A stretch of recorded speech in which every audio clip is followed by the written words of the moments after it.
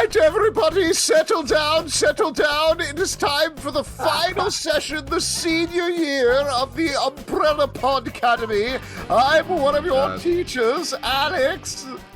And I'm the bad kid that sits in the back. And if you thought I was bad before, wait till you see me with senioritis. I'm Justin. What's up? I'm Pete. And we are going to be talking about Umbrella Academy Season 4, Episode 1, The Unbearable Tragedy of Getting What You Want, the final season premiere of The Umbrella Academy on Netflix. If you haven't watched it, go watch it because we're going to spoil it right now.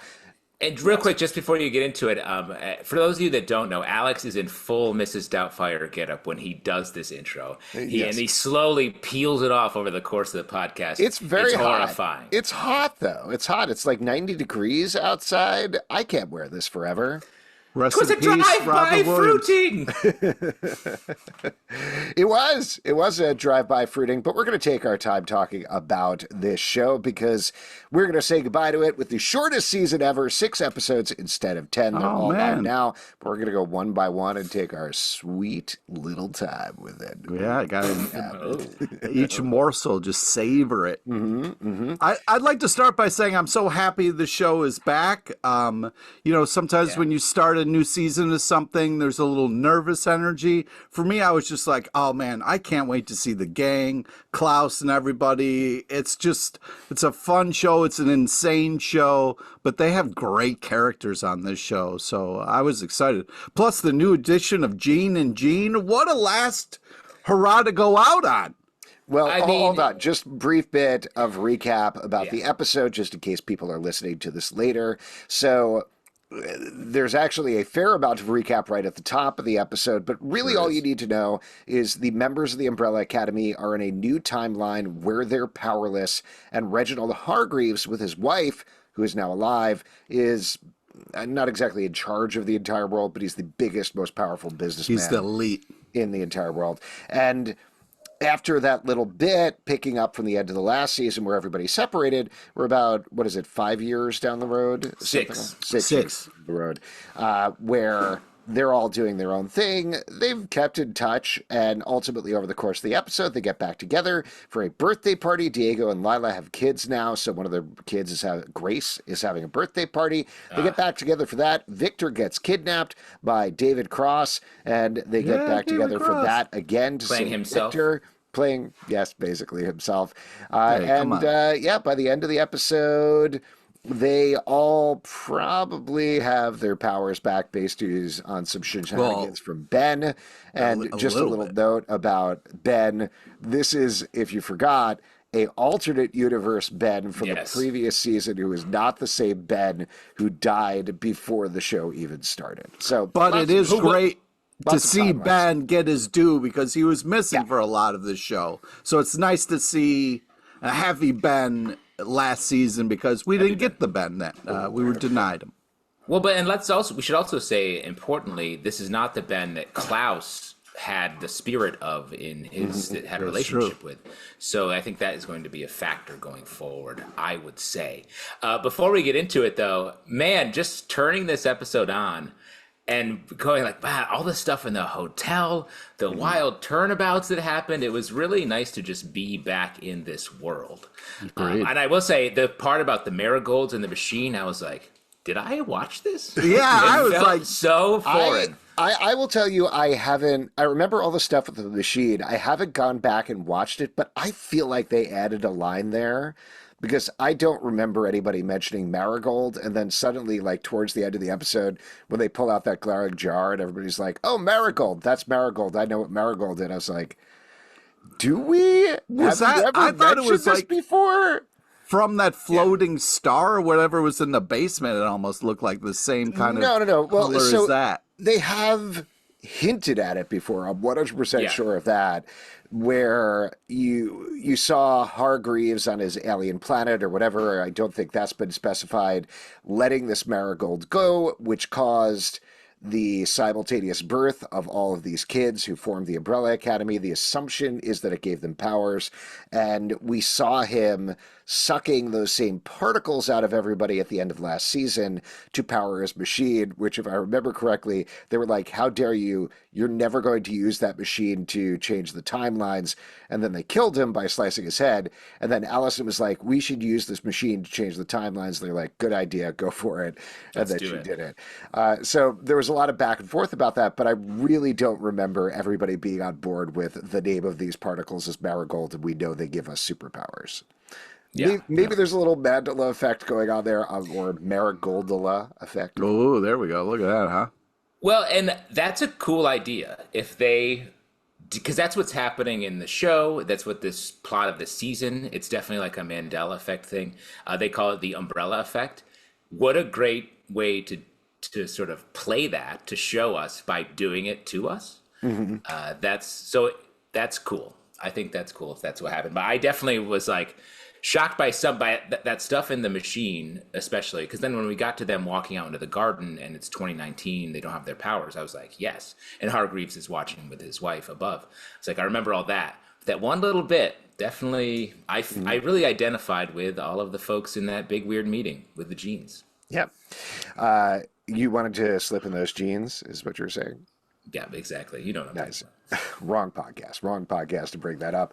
But talking about the jeans, what a delightful surprise at the beginning of the season. And I say surprise because they put it out there that was not actually a surprise, but we get Nick Offerman and Megan Mullally, the absolute best people in comedy, playing Gene Thibodeau and Gene Thibodeau with different spellings. So funny. Every time she touches his face, it's hysterical. Those mutton chops are glorious. I mean, it's comedy gold. It's Marigold comedy. Now, as a mutton chop man for many years, Alex, did you really see yourself on screen when you? First time I saw myself on screen, I identified with Nick Offerman watching Parks and Rec because I like bacon, and I identified with him here because of the mutton chops. And I also identify with the fact that we're both very attracted to Megan Mullally. Whoa. Whoa, that got weird at the end. That got real weird. What a connection. What a way to see yourself on screen. If I ever meet him in person, I'll tell him that. And I'll be we have a connection you might not know about. Oh, my God. I see what it's like when you walk up to a stranger and tell them something out of nowhere and intimate. It's a move. It's a mood. I'm going to say, when are we going to get the supercut of all the shows that Megan Mullally and Nick Offerman have appeared together on? Because that list is getting big, and that's why. As it should, man. Yeah, but imagine getting to just go to work with your partner all the time, and like, it feels like they're the same people on camera, off camera, at the dinner table, hanging out. They are just, they seem like such a delightful... Ex-wife bit, it was just so funny on Parks and Rec. I mean, the two of them would just kill me. Tammy too that she played, oh my God. Well, and this is part of enjoying them as a couple and enjoying watching them on screen. It makes it very hard to frame them up as villains in my mind, particularly because I know they kill a guy and they steal a bunch of stuff from him at the beginning of the episode. They do. But as the episode unfolds, we see Lila and Five getting in the middle. They're going undercover in this keepers meeting, people who believe they're in the wrong timeline. And they're a real thing. Right. They're Gene are 100% correct. And that gives a weird imbalance to the season, or at least this episode to me, where I'm like, well, they're correct. Why are we trying to stop them? The Umbrella Academy is not like, ooh, we got to stop these people from knowing the thing that also we kind of want to happen as well. I don't know. I'm curious to see where it goes, I guess, is my point. But I think they are set up for great villains. Mm-hmm. Sort of reminds me of the great duos of the past, perhaps a Cha-Cha, Pete? Oh, wow. Look at you. I feel like the Umbrella Academy does best when there's a little bit of distance between Hargreeves complicates things so much and it makes everyone muddy. And I love when they just have a couple of straight up villains that they have to be tangling with. Well, also what's interesting is we might get, because all we've seen so far is like Robot Mom and then like some flashback stuff. So I'd be interested if we get to kind of spend some time with their mom. Which do you think you're going to like Mom or Robot Mom better? I don't know. I have a strong connection to Robot Mom a little bit, Yeah. You've always wanted a robot mommy. Yeah, and I guess we don't know what the Mommy. relationship is between Reginald and his wife, since we've gotten one tiny little shot of it, and then we see some surveillance footage of them in this episode. So that should be interesting to follow. We also, before I forget, didn't we see it was either Cha-Cha or the other guy's mask in the box that That's why I referenced David that, Crossan? yeah. Yeah. Did you freak out, Pete? Do you think Pete, I'm they're your going to come robot back? mommy. Is I am your Mary robot J? mommy. Come Mary on, J? man. We need more Mary J in our lives. Yeah. Maybe. It's a new timeline. Anything can happen. I hope I also so. want to say the game that the Genes are playing is Euchre. That is my card game as well. So shouts to them. You playing just got some- euchred. Yeah, That was a great line. They sent those dudes to Euchre Town, all aboard the Euchre train. That's insanely complicated, that game, right? It's actually it's just counterintuitive to Oh my learn God. because you only no, play with I shouldn't have said that. This is a Yeah. classic fight that always happens when you bring up euchre. There's someone who always says, no, it's easy. And then you try to explain it, and they're like, no, it's extremely complicated. It But actually people is who very play easy. It say, oh, no, it's not complicated. But trying to learn it is insane. So No, please, it's just let's not go down counterintuitive this because you rabbit only hole. play with a 9 through 8. We just triggered way too many listeners. Like, let's stop. Let's No, walk you're away right. from I this. do have two friends who constantly are like, "Oh, do you want to play some euchre?" And everybody, It's like, the same "What?" argument. And they're like, "Yeah, exactly what you just said." No, it's super easy. We'll just explain it. And I'm forgetting the name of the book, but there's a book that I read a bunch of times in junior high school where there's some baseball players and they're playing a game called Tegwar. Do you know what book I'm talking about? No. So they play this card game called Tegwar, and I'll spoil what happens in whatever the name of this book is. But Tegwar is an acronym for the exciting game without any rules, and the whole point of it is that you just play it, and everybody else is in on the bit except for whoever the new guy is. So it's a hazing thing. So you just play the game, and everybody's like, "Okay, 2 aces are high," and the other guy's like, "Actually, I have a joker, so I'm going to take all of your cards now," and you just keep rolling with whatever it is, improv style. Every single time somebody tries to explain, oh, euchre, that's what it feels like. You're just making up the rules off the top of your head. That's really fun. I've never seen you two back away from. We started talking and seen you two back away from something as hard as you just did. When I was just saying one thing about you. I made a mistake. Pete was 100% right. It's really funny. Speaking of Pete, did you identify at all when we see Vic in his bar and they said you blew through every woman in town? Because that's how it is for you in York, PA, right? Oh my God, dude, what are you doing right You're a single man in a small PA town. Let's go, right? Yeah, I wish, bro. I wish. It's nice of you to think, but it's kind of heartbreaking with all these check-ins that we do. This guy puts the ass in astronaut was hysterical, though. I mean, that was the funniest striptease I've ever seen. You know, I mean, it's right up there with Chris Farley and Patrick Swayze. That was hysterical. I love Luther. I forgot how much I love Luther. Tom Hooper, I never remember which, is giving big Glenn Powell vibes. Yeah, very much so. He is so funny. He is such an earnest doofus in everything that he does. Yeah. Him popping out of the ball pit. The ball crawl? Oh my God. So funny. Very funny. So funny. The only thing that I'll say, and this is nothing about him, his normal body was freaking me out the entire episode. The fact that, Agreed. Right? Yeah. He's I was so like, thin. Yeah, there's something But missing. jacked. Yeah, Yes. it's weird to see him in his normal body, which is weird to say out loud. But also Klaus, dude. Oh my God.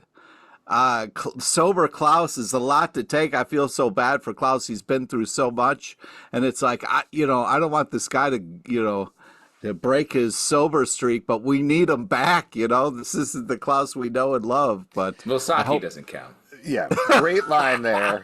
Very funny. Doesn't go. I worry a little bit because the show has generally done a good job with issue-based storylines, but I do wonder if they're just going to throw away Klaus's sobriety after this. I don't know. Well, That's not great. It should be interesting. I do think, they're all have become extremely normal people, I think you could say.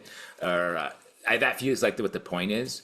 And I think that's going to be part of their journey toward becoming, once they get their powers back, becoming regular people who can actually be around each other as opposed to dysfunctional. Maybe that's the sort of lesson, looking they had to go through to get there.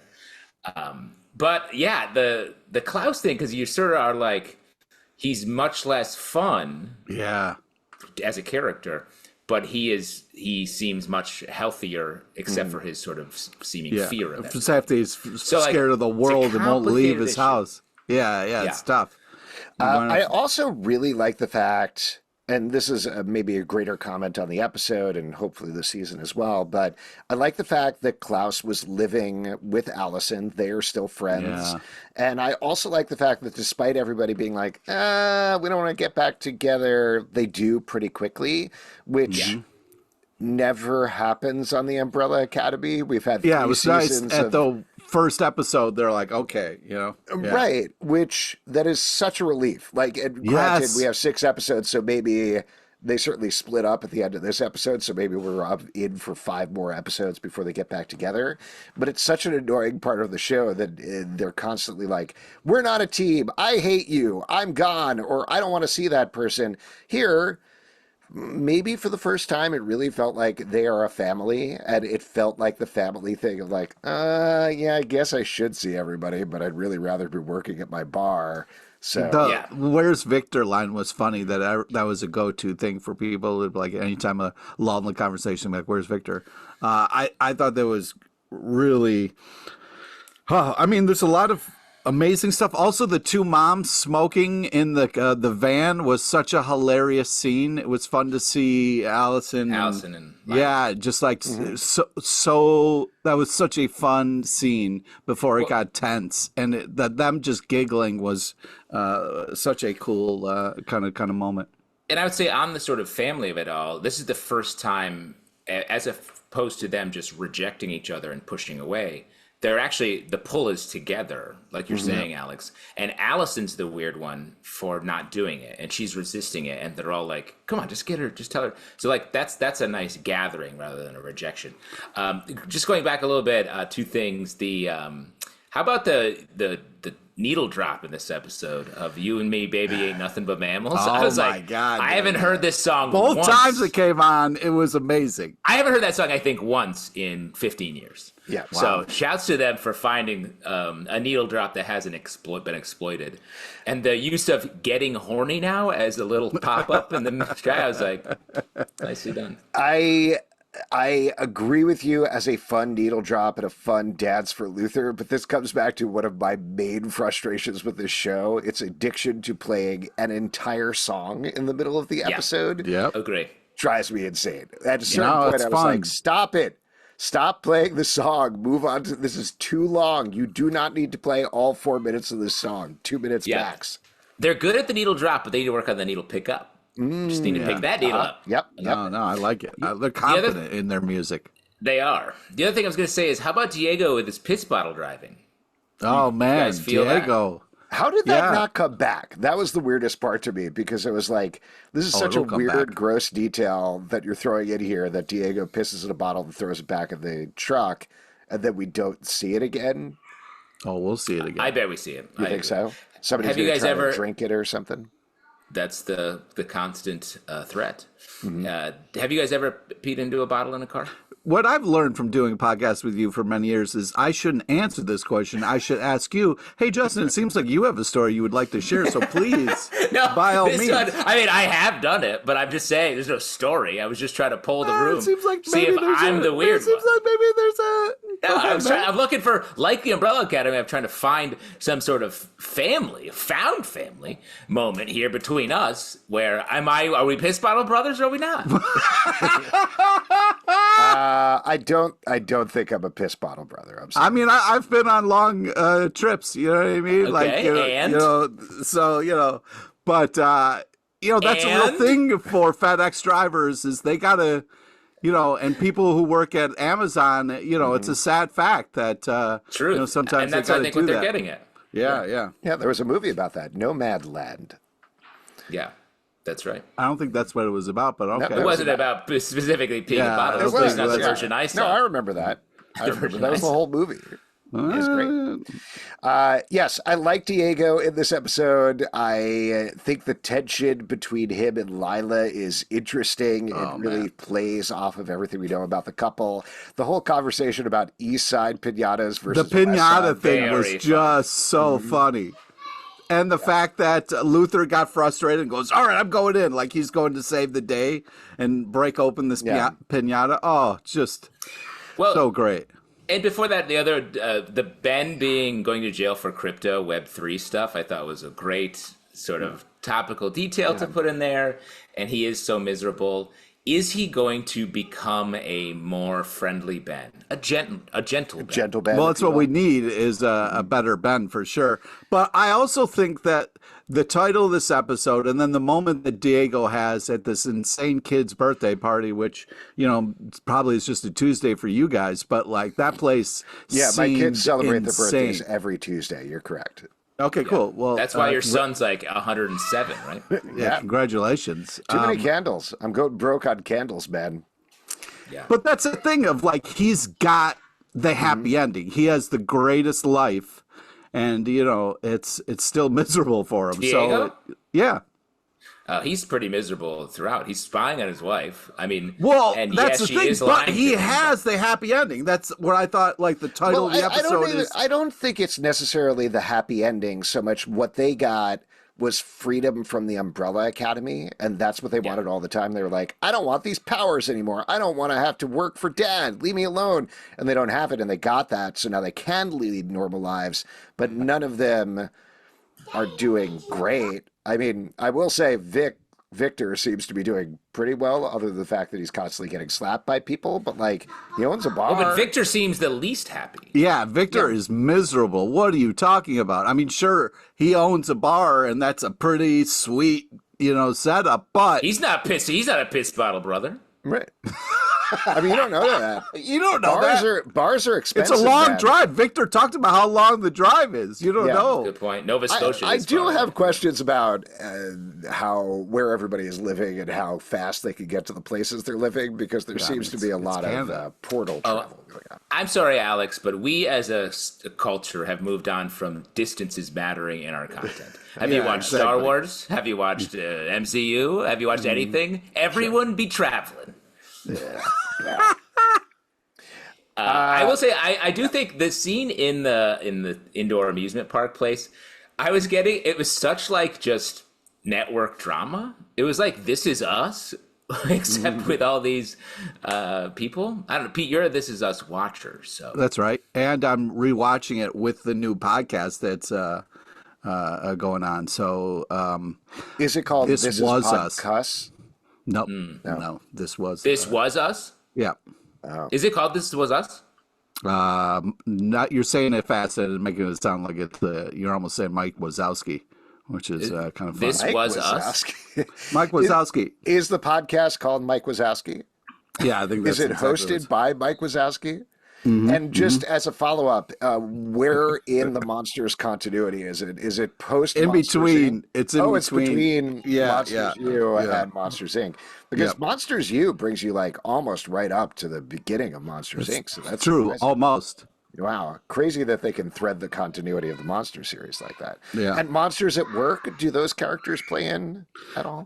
One thing I want to talk about is the Diego in the van thing is heartbreaking because, it seems like she's not cheating on him. She's doing detective work, which is something they both love to do together. It just sucks that, they're lying to each other. And, Diego, who is kind of like dropping hints around her, was hysterical. I love them together even when they're fighting, but it's still, it's you feel a little bit bad for Diego for sure. Well, in general, I think Lila's such a great addition. Of all the characters that they could have pulled through all these seasons into the show, I think she fits so well. I really like her in this, and she's just a part of it to the end, so that's great. Though I wanted to say there is one character, unless you want to say something about Lila. No. You might be touching on what I was about to bring up. Allison. Yes. Is Allison still a character we can like here? Because she's put herself on the outs, and all the things that have happened have made her like harder to get behind. Yeah. And Luther is still he's just like a kid. He's fun. He's pure energy. God, he still has a thing for her. Yeah. It's great. But has she gone too far in the past? I don't think the show is treating it that way, but I definitely had a moment of ew when the Luther Allison scene showed up, because for anybody who doesn't remember from the previous season, Allison essentially sexually assaulted Luther by rumoring him, and it's something that the show didn't really deal with very well, if I remember, in the season. Or at all, really.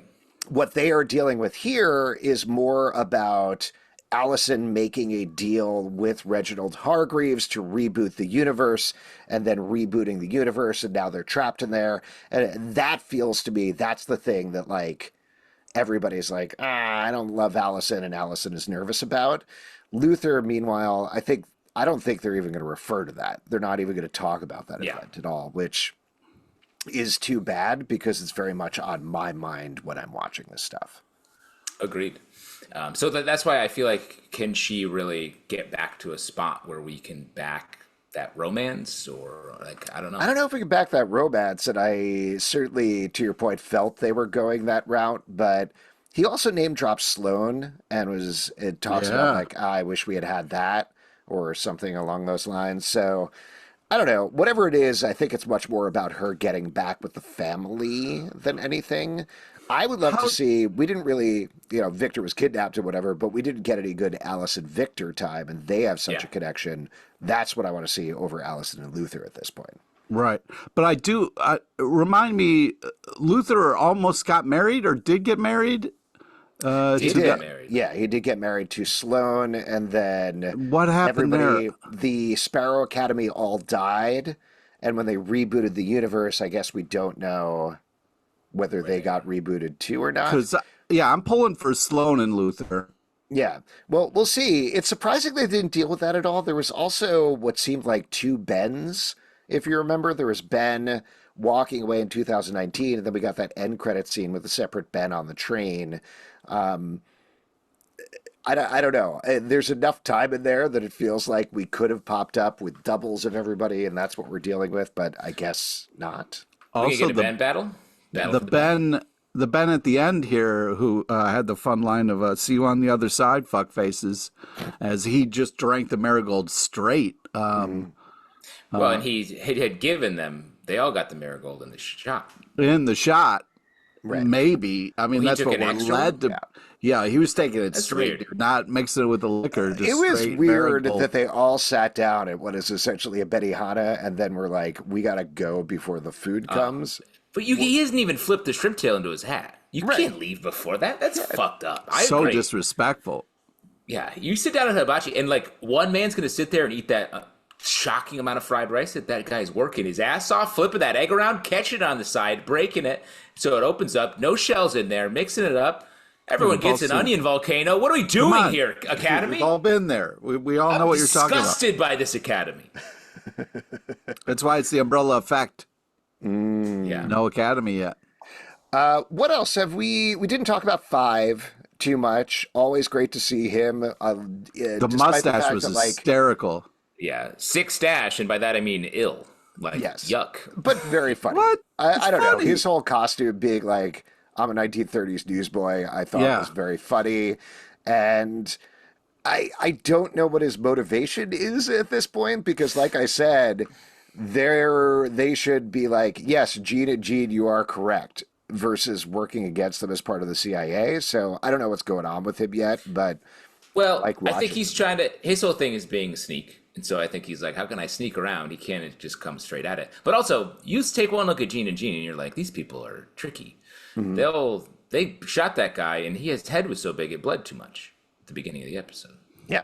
And they play euchre, the most disgusting and terrifying thing two human beings can do. It's just, here's the thing. It's face cards, 9s and 10s. No, my fault again. You use the 5s to score, and it's just taking 3 tricks. You need to score. But you get double points if you take all 5. I'll take it out. And when I say and you can shoot the moon, and people have different rules. Shoot the moon? Shoot the moon? What are you talking about? Shoot the moon? Come on. Man. Common thing in both euchre and comic books. Common thing. I love the line, what are you, a Greek serial killer? Yeah, that was hysterical. Lila wins again. Yep. Any other notes from the episode? Other things we should talk about? I guess, what do you think the cleanse is at this point? They mentioned the cleanse during their presentation. They say there's going to be a further presentation. That seems like a big mystery coming out of the episode. Any guesses? To me, it's just like they're going to get rid of everybody and start. I think it's a again. Kool-Aid situation where they're just killing people because David Cross's daughter, I think, is unfortunately a victim to the genes. She got Kool-Aided? Yeah. It just seems to me, I know they didn't describe it, but it seems to me that it's like, yeah, we're going to wipe out this timeline and go back to the original timeline. And to me, once again, they seem to be in the right here because that's what's supposed to happen. But why? No, I think the point is deal with the world you're in, guys. I think. Like, everyone longs for something else. The Umbrella Academy wanted to not be the Umbrella Academy. They got that. Now they're all longing for something else. These people are longing for something that they don't really know about. They just know there's something else out there. So all the sad things in their lives feels like an escape to them. But I think the point here is like, be happy with what's happening. You jump to another timeline, you're going to be mad about something else there.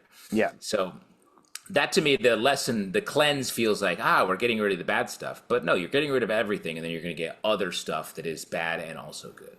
Grass is always greener. I will also mention, depending on how they go with it, this seems very similar, and I know you guys probably didn't watch this, but I believe it was the last season of Superman and Lois did a whole plot line about Earth 2, Bizarro Earth, and people having visions of that and being like, forming this whole cult, getting back there and wiping away and merging both Earths.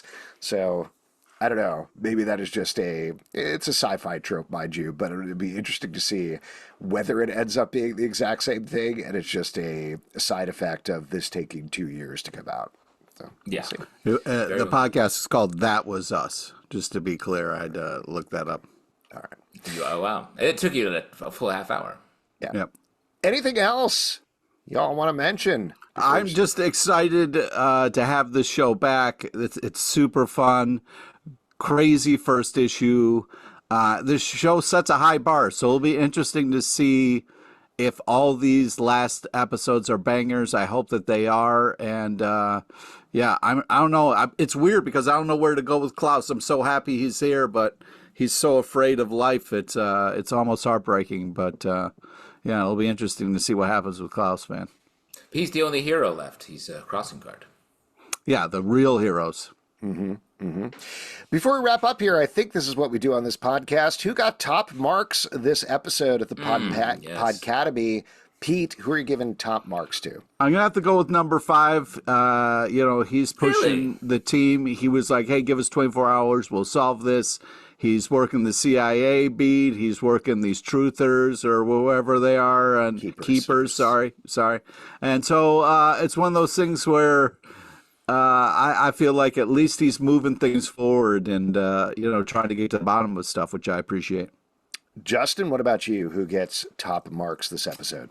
Gotta give it up for my man Luther. He's still having fun. He's got the right energy. He's sleek. He's ready to go. He is embodying the philosophy that I think the show is going to leave us with at the end. Do you think we'll see the old Luther with the gorilla body? I think we're going to get a next episode where he's busting out all over, and it's going to be like a fun transformation moment. Ooh. Since you chose Luther, I'm going to change it up from what I usually do here on the podcast and give it up for Klaus as my top that's right. marks. You never do that. New, fresh thing. Wow. That you never do that. Even though he's down, Doug. I love Robert Sheehan. He's so funny in this part. Everything that he does, from tentatively walking across the street to everything being bubble wrapped, great stuff. And Saki doesn't count was probably the line of the episode. He has so many great, so good. Yeah. If you'd like to support this podcast and all the podcasts we do, patreon.com/Comic Book Club. Also, we do a live show every Tuesday night at 7 p.m. to Facebook and YouTube. Come hang out. We would love to chat with you about the Umbrella Academy, Apple, Spotify, or the app of your choice to subscribe, listen, and follow the show at Comic Book Live on Twitter/X, Comic Book Club Live on TikTok and Instagram, comicbookclublive.com for this podcast and many more. Until next time, class dismissed. Honestly, you walk out of a hibachi before he's flipped a shrimp into your mouth, you're an absolute monster. That's a superhero on that grill. That's a superhero working that grill. Stop pissing in jars, Justin. I will never stop.